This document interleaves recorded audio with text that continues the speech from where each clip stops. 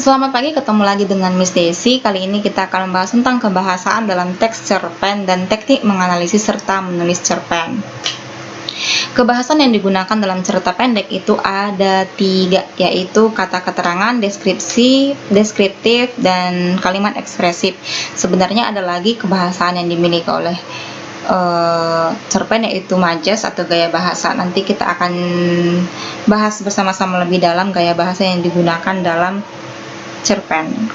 Nah, kata keterangan itu adalah kata-kata yang memberikan keterangan pada verba, adjektiva, nomina, dan nomina predikatif atau kalimat.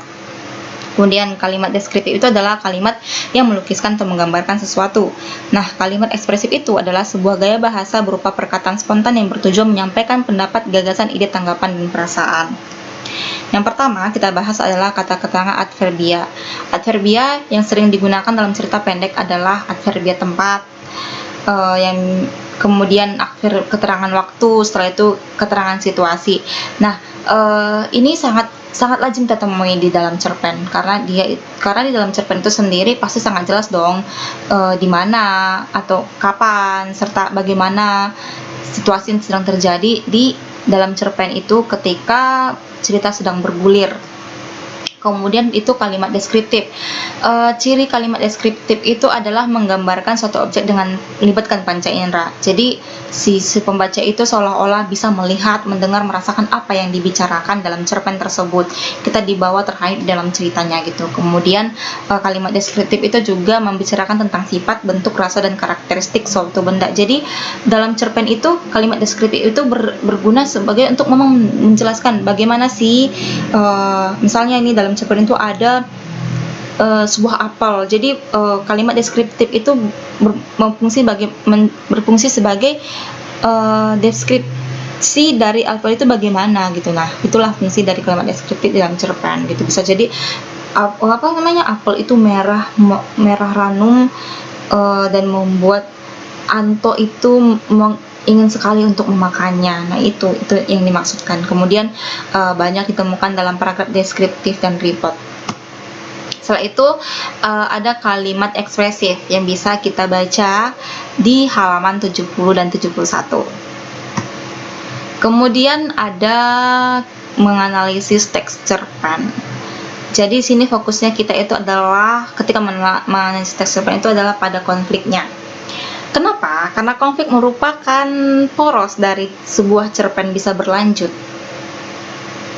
Nah, konflik adalah pertikaian atau pertentangan antara dua karakter yang berbeda.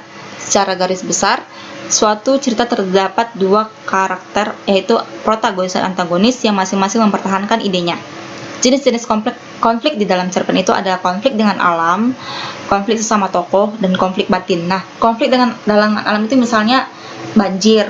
Dalam cerpen itu menceritakan tentang banjir, bagaimana manusia menghadapi banjir atau gunung Merapi gitu tuh.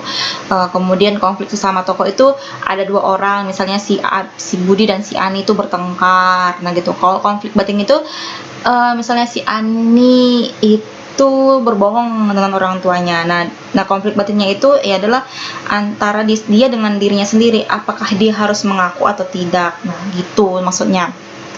Setelah itu kita masuk ke menulis cerita pendek. Sebelum membuat cerita pendek, terlebih dahulu kita harus membuat kerangka ceritanya yang bermanfaat untuk memudahkan panduan penulisan, memudahkan penulisan, mencegah pengulangan gagasan, serta memudahkan pemahaman isi tulisan. Jadi nanti masing-masing kita akan langsung praktek membuat cerita cerpen sendiri, dan kita akan menemukan problem-problem yang bisa kita selesaikan bersama-sama melalui diskusi.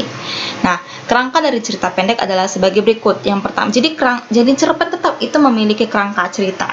Ya, yang bagian pertama itu adalah bagian pembukaan yang berisikan tentang kalimat pendahuluan atau alasan yang menyebabkan terjadinya kejadian istimewa yang akan diceritakan. Yang kedua adalah bagian isi yang merupakan kejadian istimewa yang mengesankan sehingga lebih mudah diingat dan ditulis. Ketiga adalah bagian penutup yang berisi pesan, kesan, dan ringkasan cerita. Itu saja. Jadi kita lanjut ke tugas membuat sebuah cerpen. Untuk selanjutnya nanti akan ada praktek membaca lantang dari cerpen yang telah kita buat. Oke? Terima kasih.